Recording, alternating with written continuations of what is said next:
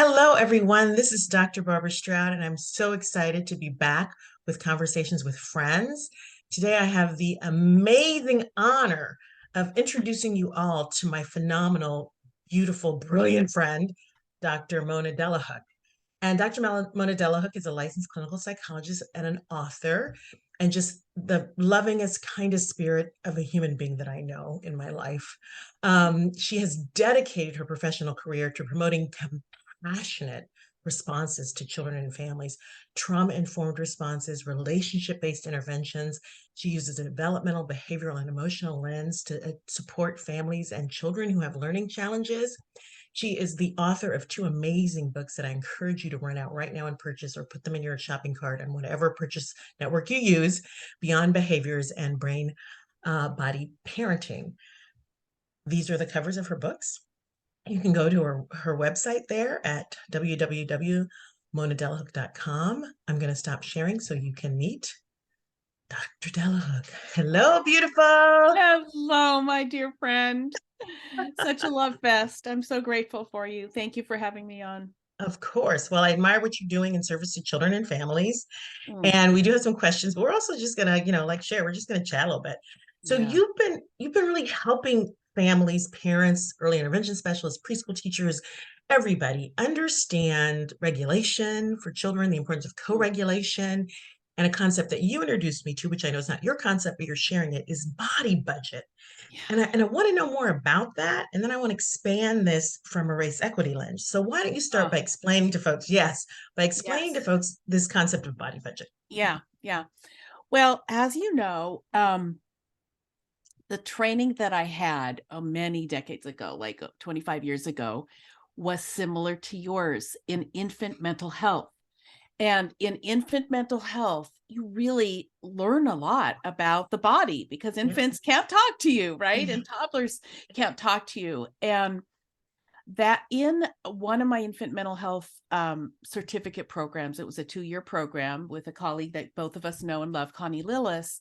I had the opportunity to study the work of Dr. Stephen Porges um, Mhm. deeply. And that he is a neuroscientist who was just studying the nervous systems of neonates, of little babies who were premature and who were struggling in their autonomic nervous system, in their automatic nervous system. Anyway, that led to just this interest in the body's impact on our thinking, because most of us are familiar with talking to our toddlers and talking to our patients, and but what we're finding from neuroscience is that this bidirectional impact, the body feeds up all this information to the brain. The brain doesn't just conjure things up on its own. It takes its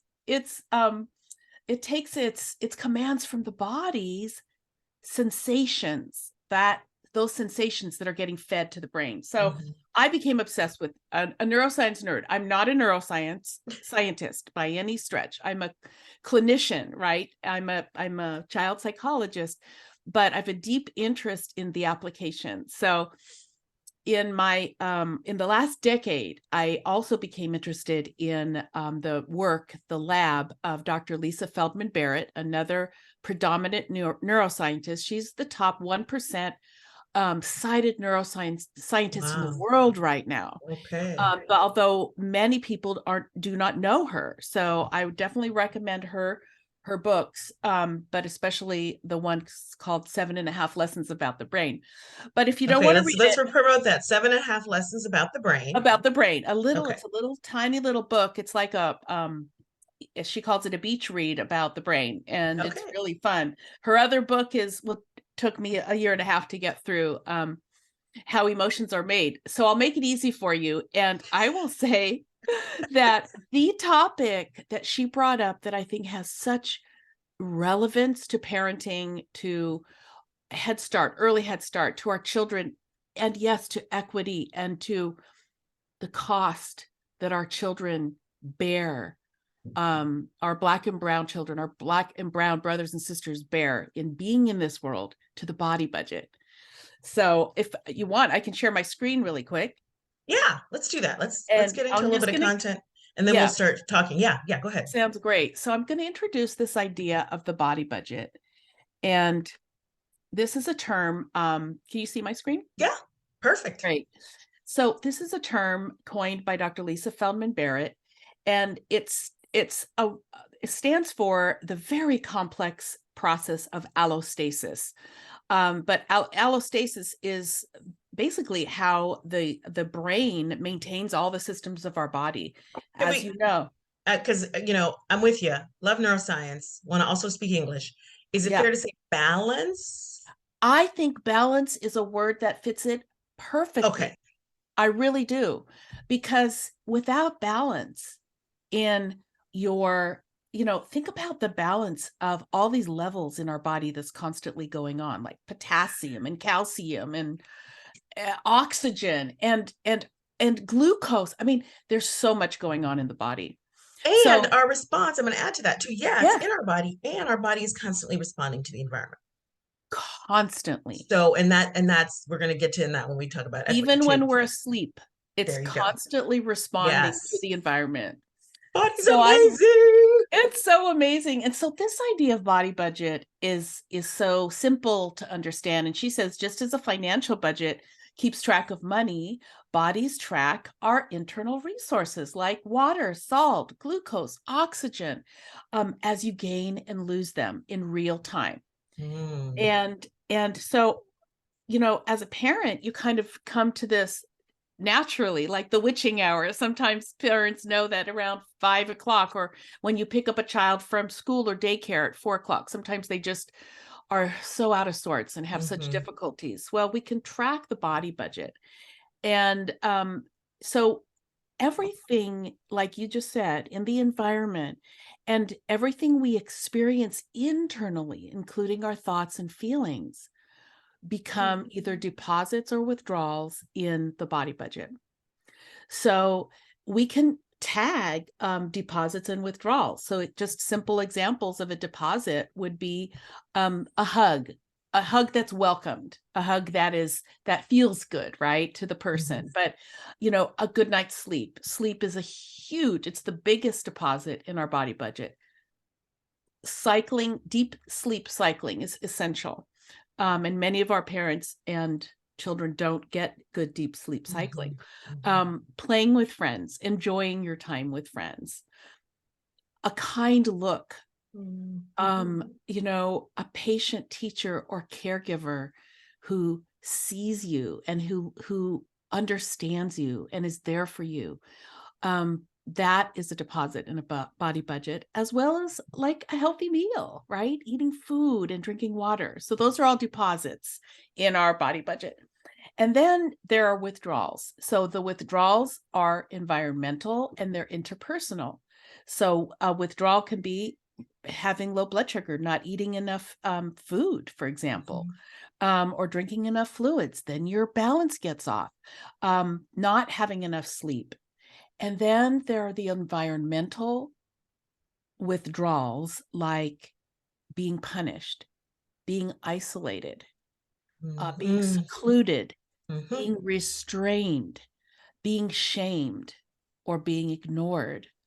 And I think I would also put in this withdrawal category things like micro moments of aggression that are barely at our conscious level, but Hmm. happen. And I don't know if you want to talk a little bit about that, but being in the world, we're not always aware of the withdrawals. But I Yeah. have an idea, and I think you probably would agree, that many of our marginalized populations, including our Black and Brown children and our neurodivergent children and others, are othered, right? Are Hmm. marginalized and experience withdrawals at a very high level that we're not talking about until now. Yeah, exactly. A high level, and I would say a high cost physiologically, neurologically, and in terms of autonomic functioning, two stress response indicators. And there is some evidence that Black and Brown folks Mm. are our stress response is overactivated to some degree. Like we're in a heightened state of stress or anxiety as we move through this racist and inequitable and white supremacist world. There's just Mm, threat upon mm, threat upon threat, and it's hard. We go through the day, all of us, and we function and we do what we do, but at what cost, right? What is the cost to our what is the physiological cost? health, right? And that we're not really talking about. I mean, I don't think some people are talking about that. I don't want to say no one's talking about it, Yeah. but I really want to get it to everyone, to parents, to teachers, on and on and on.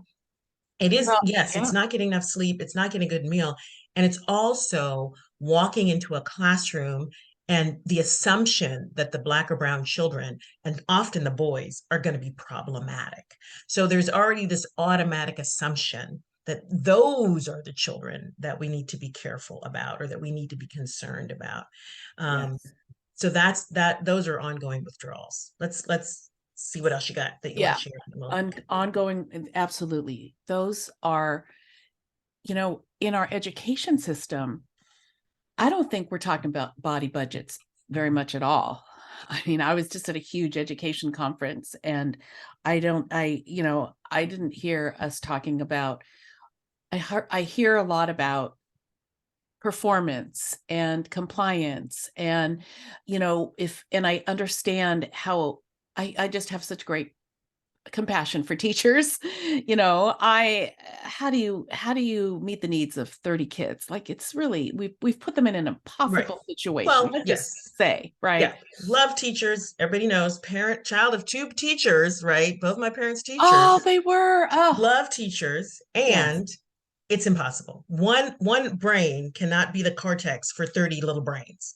That's too much to Amen. ask. It's too much to ask, and it's the old Old paradigm model. from 200 years ago plus, right? So, And what about the teacher's body budget? What are yes, we pouring into teachers? right. There's so many deposits trying Right. to nurture all of these children. But yes, let's keep going. And my fear is that even in my talks, I have this fear that we are presenting this information that's very important, but then teachers feel stressed out because they're saying, well, uh-oh, I just don't have it. And you're right, you don't. So that's a system problem. That'll be another talk. But let's see, what else do I have? Okay, yeah. So here, let's think about, I think it's important to think about this obsession with compliance. Mm, And what you just mentioned is there's so much data on, mm, especially the over, the prevalence of over identifying Black and brown, especially boys, but girls as well, mm-hmm, for behavioral disruptions and DSM diagnoses mm-hmm. in, at least the data I'm familiar with is in our country, but I'm sure it's around the world. So I think we need to think about this idea of withdrawals to our Black and brown children, in how much energy a Black or brown person expends in the world to basically avoid that human fear of being excluded, or being Mm-hmm. looked down on, or of being called upon in the class in a shaming way. And again, I will say, a lot of this is likely implicit bias, and I say it with a heart of compassion. But I also know it exists, and I also know that I can't speak of this, and my experts are the frontline reports from my Black and brown clients, who don't always feel safe in our world. I feel you, sister, and I love you and thank you. And I gotta share because I have a reactive response to compliance. Because when I hear compliance, I think overseer, um, I just think of the pressing down of Black people, of Indigenous people, of new immigrants to this country, of those who are not Christians, our Jewish community, our Muslim community, on and on, this forcing of assimilation, as it was. Compliance is walking the white supremacy norm. And Mm. outside of that is defiance. And it is not either or, because those who are divergent thinkers, the out of the box, the defiant ones, are the ones who create the magic, Mm. are the ones who ignite new ideas, are the ones who, you know, are the first to fly. And Mm. so I don't know that we all should be the same. I don't want us to all be the same. Yes.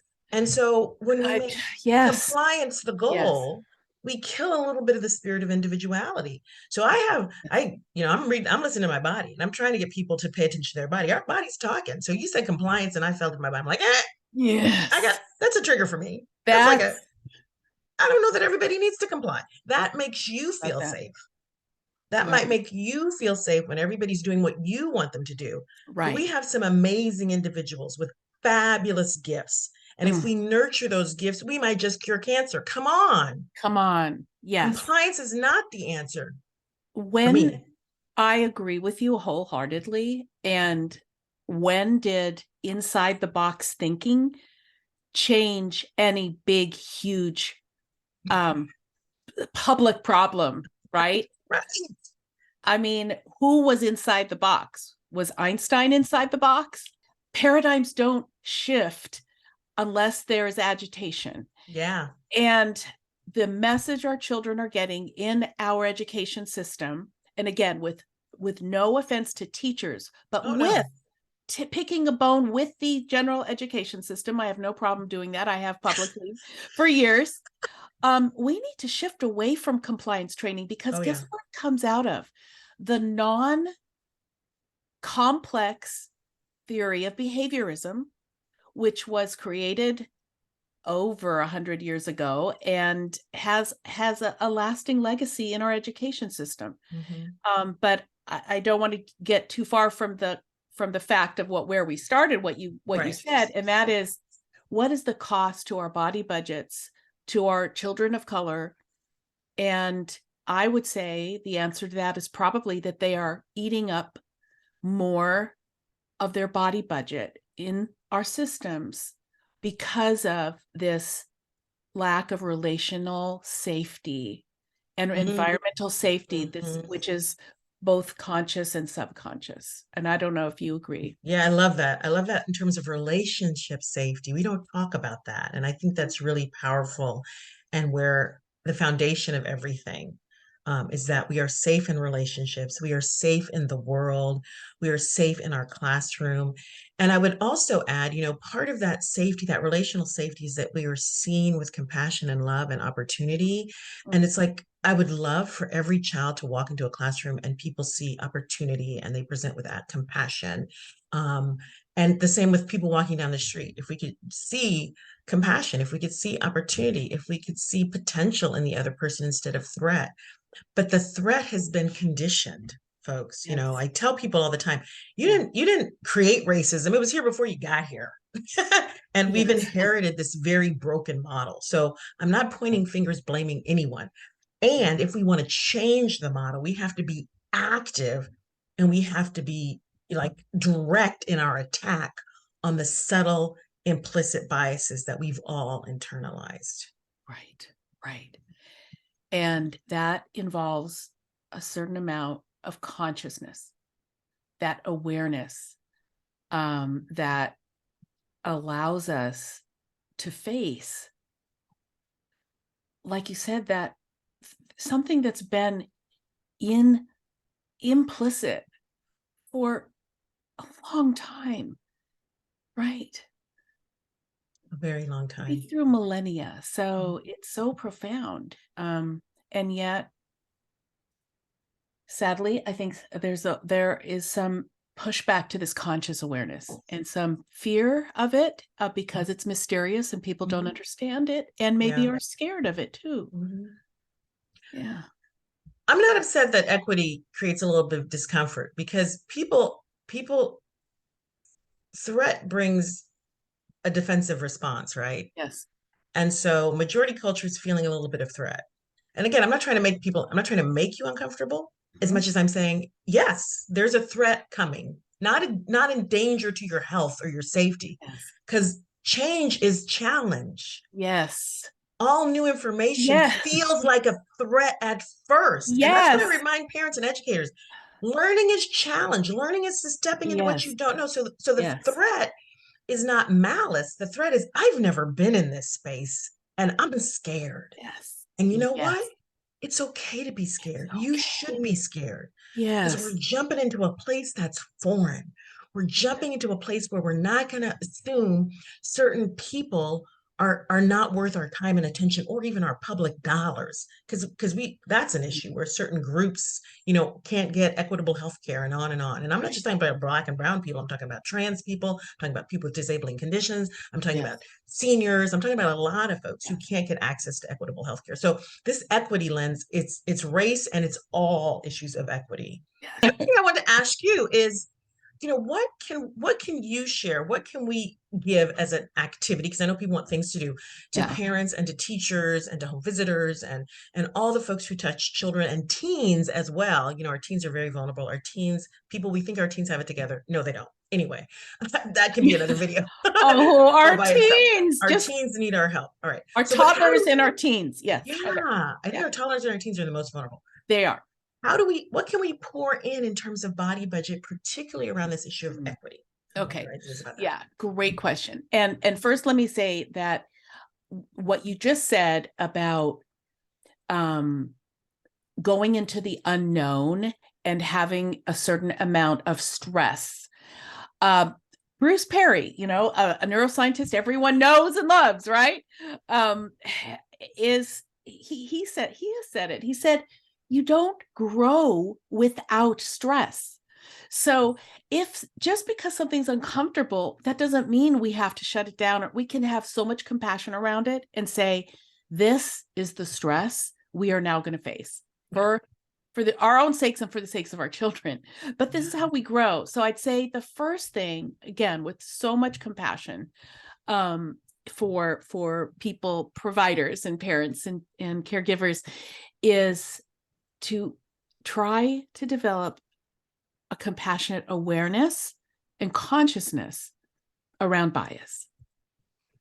That just might mean thinking about, say you're a preschool teacher, and you're thinking about the next time you have one of your bunch of kids running around in the classroom. Think about a different way of thinking about running around, for example, because movement is how little children and how big children get back to calm in their physiology. So first of all, think about our bias against movement, but then think about which children are you harping on more? Which children are you asking to hold their bodies still more? Or which children are you kind of looking at askance more, rather than this embracing, loving container of seeing behavior in a new light? That's a whole different, going back to compliance. If you're a teacher, own that you were trained in compliance, our education system at the highest level. I was involved last year in a conversation with the US Department of Education. With all due respect, it was very clear that they are not going anywhere from that compliance-based system yet. It's entrenched. So neuroscience has not reached there yet. So this is okay as long as we're at the ground, we're at the grassroots, we're going to be aware of it ourselves. Yeah. So that's one thing. Awareness, conscious awareness of how we are reacting to children, if again, and our reactions to behaviors, to see them through the lens of adaptation and protection of the nervous system rather than of intentional misbehavior. Okay, so yes, I got you. I hear in what you're saying, teachers and parents and anyone around little kids, noticing your own biases, paying attention to that. I talk about a healthy no. I mean, I think sometimes kids should say no, and that's okay. Yes. And so Yes. how do we allow for that Yes. healthy no, that boundary, that my body isn't ready for that, or I don't have enough energy for that, or I need a break, like I need a break from the activity. Can we make space for that? And so I'm hearing some of that, as well as know your own biases, start looking into that, be really intentional about noticing that. And I'm curious about what we can tell parents also to pour into their kids before they go to school. The hugs, or I know there's a lot of talk about affirmations with your kids, which I'm not saying it's bad or wrong. I mean, I'm just find your magic. Yeah. I respect individualism, but what can we do as parents and what can we do as teachers that you might call deposits? Mm. Well, I love that phrase, finding your affirmations, because each child is different. But you can find them for your child. But at like deposits that we don't really think about is, you know, your face lights up when you see your child. So I know you're exhausted. I know parents' body budgets and teachers' body budgets are depleted. The data on that, as I'm sure you know, is coming in, that we are on the tail. We are still experiencing the stress of the pandemic plus Yes. everything else. So Yes. I know you're exhausted, but things like a gleam in the eye, like if when your children are coming into the classroom, it's just like looking at them and Yeah. having this, naming them. Oh, yes. Oh, Yes. Maria, Georgia, Mm-hmm. Sammy, Mm-hmm. you know, you're here, I'm happy to see you. Like, that's a huge deposit, being seen. um Yay. Okay. And let's not forget, again, physical touch. Like, as an infant mental health specialist, I know how important physical touch is for infants and toddlers. So, of course, I'm thinking more about parents and caregivers who are Yeah. comfortable, Yeah. but hugs, whatever feels good to that little one. I saw a little one get so relaxed with the back rub the other night. She's 3. Diagnosis of overactivity, Mm-hmm. should not have a diagnosis of ADHD, but does. And this calming massage was just magical. So Mm-hmm. different types of touch. And then there's the virtual ones, like putting in a happy face or a heart sticker on their sandwich if you can, or Oh, these little yes. reminders of, Okay. I There we love go. you, Mm-hmm. you're in my mind. If it's a teenager, a text with a heart. Doesn't have to be much, just, oh, Mm-hmm. you're There you awesome. go. It's, I guess we can I don't know if there's some obvious ones I'm missing, but You're doing great. yeah, those deposits of the heart are Mm-hmm. so important. And then you Mm-hmm. add those to the deposits of the body. Yeah. So please think about the amount of sleep the child is getting. Please think about the amount of sleep you are getting as a caregiver or provider. Mm-hmm. Think Mm-hmm. about nutrition. It matters. Um, just a blood sugar level that is not just going down, down, down, down, down, but to have Mm-hmm. some snacks throughout the day Mm-hmm. for children, and to not have sugary sweet drinks, because that can cause these kind of very more blood sugar spikes, and that's not Mm-hmm. really healthy for any of us. So Yeah. those are some of the physical deposits, but the emotional ones are just Okay. so yummy. And again, when I do observations in classrooms, I do a ton. I used to do a ton before COVID.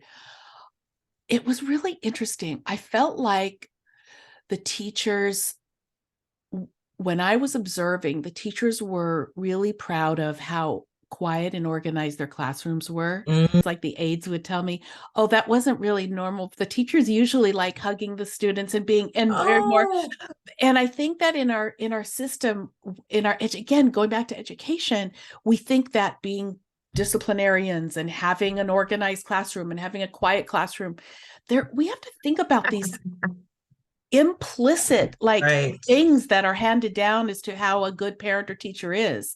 But Yeah. like you said, a healthy no, pushing back, showing children that they have autonomy of their There we body, they have go. autonomy of mind, that they don't have to just do what adult says because an adult says it. Those are important deposits I think we can make too. There we go. So I'm here. I'm also want to underscore those emotional deposits because I think so often parents get caught up in the things, right? Because Mhm. kids want the things. They want the new Yeah. shoes. They want the The Xbox. I don't even. backpack They want and the backpack. yeah. They want, all that kind of stuff.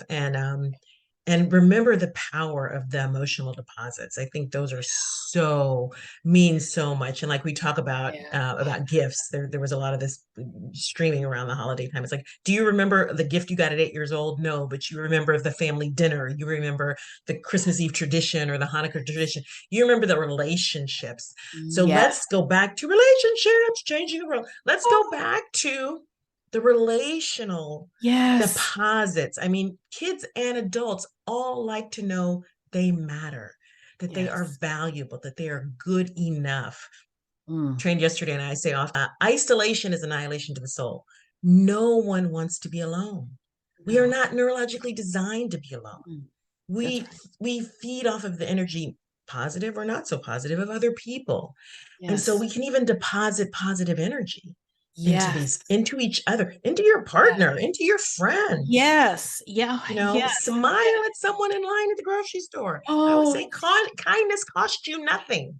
it's huge. It You costs might you be the nothing. only one that smiles at that person in the grocery store today. You never know. It's just so big. And I also want to say that you could have a group of kids who is with other people physically, but they are so lonely because they have been misunderstood, Mhm. and maybe their neurobiology is misunderstood, or their Yeah. behaviors are misunderstood, or the way they move their bodies is misunderstood. And that that one look of kindness, or letting the child know that you are giving them the benefit of the doubt, that you believe in them, Mhm. that is another huge deposit. There we go. Yeah. So as we move into deposits and we think about, body budget and what are healthy deposits and relational deposits, and we think about implicit bias, or there's a lot to hold. I'm trying to bring it all together. Yeah. Yeah. And Yeah. we're aware of our, own implicit biases.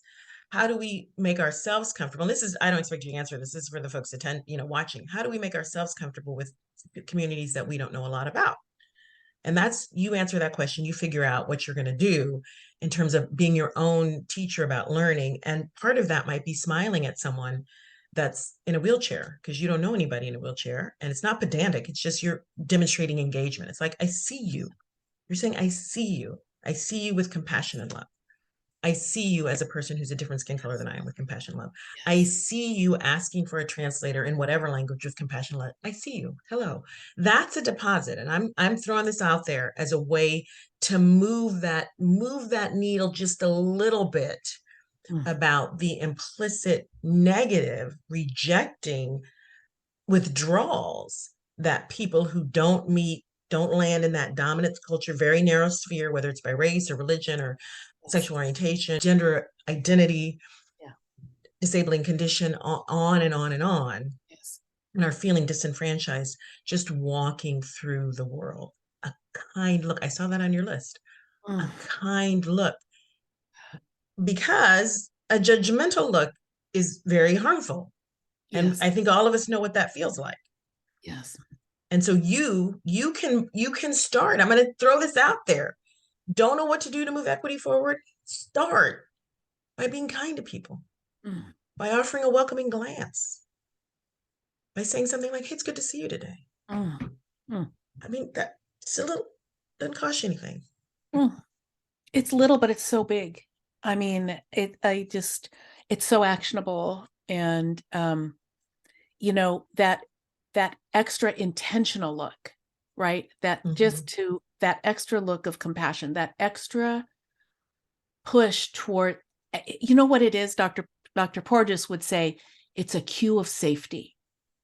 It's a Mm, cue of safety. Our like that. bodies crave cues of safety. And if you think about, um, you know, persons with disabling conditions, you think about people in a wheelchair, um, or other ways that they are obviously different. How many looks of curiosity or even question do those Yeah. people get? Mhm. I don't know, but I'm just getting chills as I think about what you just said, is that kind look that's intentionally saying, I see you. I'm going to give you a cue of safety. I'm going to smile, and and I mean it, right? You don't Mhm. smile if you don't really feel it, but you do that naturally. We don't know. Those moments will change the world. It will change, because when our little children see adults making those compassionate moves and seeing differences as something that we can connect with rather than be afraid of, then we shift. I love it. I love Yeah. it. Yeah. Actionable evidence of compassion and kindness. That's kind of what I'm hearing. Yeah. Yeah. both of us talking about, right? Yes, yes. Um, I was talking with someone a few weeks ago, and it was a single mom and of a child who had severe I don't like the word severe. That's so pathologizing, but there were We can just say the label that others are the using label is that others were using was that there was severe behavioral and developmental challenges. But okay. let's just say the child had multiple challenges, and she was telling the story about how she was looking for a new place to live, wanted to go into a house, rent a house rather than an apartment. And she had gone to a lot of places, but had met a landlord, the person who was renting out a small house on the property, who valued the neurodivergent condition of her son, and who said, I'm going to place you ahead. Oh, so great. I'm going to place you ahead, and I'm going to charge you less because I value what you're doing as a single mom in our state. That was an act. That is an actionable act. That mom is going to carry that forward in her heart. And that was a huge deposit to her, because There she you wasn't go. sure if she would be able to rent a small home with a Mm-hmm. little yard for her son. So Mm-hmm.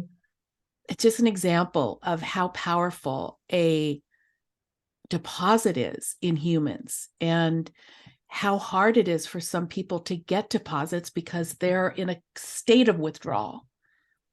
Yes. Yes. And if you're not, if you're outside of privilege, your infrastructure may be in a state of tenuous withdrawal at all times. Mm-hmm. Mm-hmm. Yeah, That's a beautiful story. I know. And it can be It filled my heart.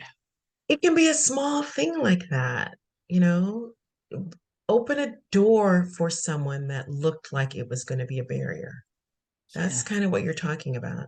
that's what I'm talking about. Other people who she talked to were saying, well, potentially, your son could break a window or harm the property or something.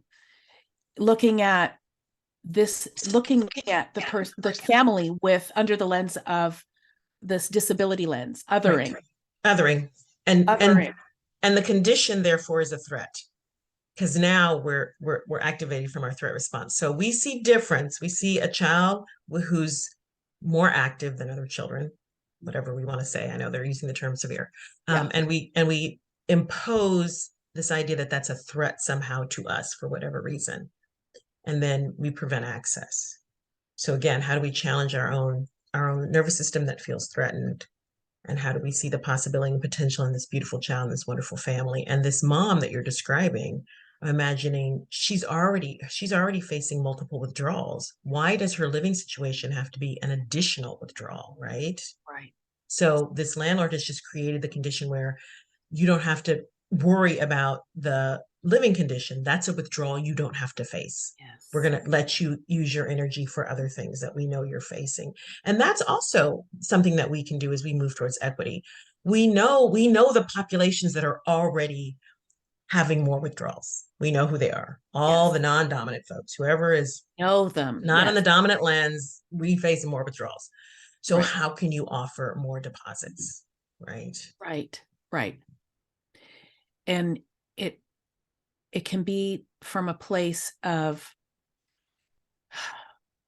what do I want to say, like, you can't ever assume how what it's like to live in someone else's body. Mm-mm, That's just so, you mm-mm. can't. But I think what we're talking about here is this idea of letting other people know that even though you don't know what it's like to be them, you believe in them, and you're not going to let the isms get in the way. I love it. So I love it. You may know what it's not know what it's like to be someone else, whoever that is, whatever that challenge is, but you believe in them, and I'm going to add, and you believe them. Like you believe in them, you believe in their potential, yes, and you believe them. If Yes. someone tells Yes. you that's a microaggression or an offensive statement, you believe them. You don't judge them. You don't tell them you misunderstood. You don't say it wasn't my intention. I didn't mean it. No, no, no. You believe them, Believe them. right? Yes.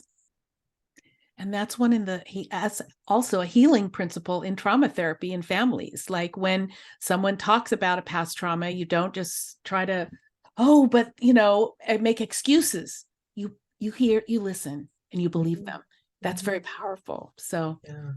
wow. And just I want to, oh, it's so fun. I want to also just go back and sort of follow up on something you said about and this mom that you're sharing with. I don't want to get too lost in that, but the child who's defined as severe challenges, right? It's like Yeah. all these labels we give kids, and I Yeah. just want to throw out there. I often talk about what would it be like to say this child and this parent are doing the best they can with what they have. Mm, there So you go. there are severe behaviors. I get that our stress response is activated because when kids start being unaware of their body, they can knock things down or bump into another body. So I understand we want to keep everybody safe. I get that. And what is happening in this little person's body, whoever they are, that they cannot control themselves in a way that limits their moving. And sometimes they're moving quickly, and sometimes we have to stop them because we don't want them to run into a wall or a person. Right. They're doing the best they can because we also have this implicit bias, I would argue, that children's behavior is volitional. Right. They intended to knock over the trash can. Yes. They did. Yeah, sometimes people knock over the trash can on purpose, but I don't think that's always the case. Exactly. Especially when they're in a fight or flight response, when they are in the, what we call the red zone, and they are out of purposeful control of their bodies. Yeah, So yes, they yeah. are. I just love that statement. They're doing the best they can with the, what did you say? They're doing the best they can with the capacities they have. The capacities they have. And Ross Green says children do well if they can. I mean, and I agree. The children do Yeah, well if they can, and when if they they can. can, there's generally a good reason. Right. The reason isn't always because they're trying to get out of something or they're trying to get something, but that's hammered into our cultural DNA that Mm-hmm. children have bad behaviors because they're trying to get out of something or get something. It's just not that simple. It's so I'm going to throw one more nugget out there because it lends to how we perceive children's behavior. I push back against this term manipulated. That kid is manipulating. That adult is being manipulating. Da, da, da, da, da. And so I'm going to throw out this challenge. If someone feels the need to volitionally manipulate a situation, my question is, what is happening that they're not able to achieve their needs through direct means? So Yes. if they could get their needs met directly, they would. So Right. what is happening in terms of racism, sexism, in terms of inequitable systems, in terms of barriers? What Yeah. is happening that person can't directly walk in to whatever system and say, I would like to access this opportunity? And if that opportunity were available to them, there would be no need to manipulate. Yes. And through that lens, we can view manipulation as a protective adaptation, right? Oh, thank you. Even if it's not conscious. So it's a whole new lens. It's really Mhm. so sophisticated. I'm so glad you brought that up. All of us, we're trying to negotiate with the skills that we have.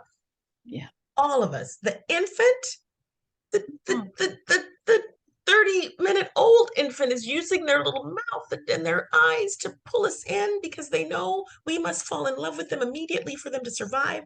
They're pulling us in, right? And Yes. the teenager is trying to push us away while also saying, I need you, Mm. because that's what they do. They want autonomy and they also want a safe landing when things don't work. So we're all in different places developmentally. Yeah. We're all doing what we know how to do. Mm. We all need more deposits, more deposits. And if you've learned anything from this message, start paying attention to the subtle withdrawals Mm. for your own family, for people in your community, for your neighbors, for people that are walking down the street that you don't know, but you can smile at. You can smile at. You have that deposit ability right at your fingertips whenever you want it, on your face. So simple, but so profound. Thank you for your time. I know you're a busy, popular superstar in the world of brain science and parenting. Do you want to shout out about your parenting groups? Parenting community? I'm going to say it wrong. What is it? Sure. No, thank you. Thank you for this conversation. You are such a treasured friend and guide to me too. So I am just so grateful to have these conversations, and I'm running around doing all sorts of things, but I do have a parenting community of compassionate disruptors, we like to call ourselves. And so we have parents and providers in this community. We get together, we talk. We're gonna have an interview with you this summer. We still have to get that on the books, but yes, anyway, we are. That's right. You're right. That's right. We are. It'll be so much fun. But yeah, if you're interested, on my website, monadelahooke.com, under membership, you can see, take a look at what we have going in our community. So we'll love to have new friends there. Yay. So feel free to join me on all of my channels. Share this video with other people. Go to www.monadelahooke.com and see everything she's doing.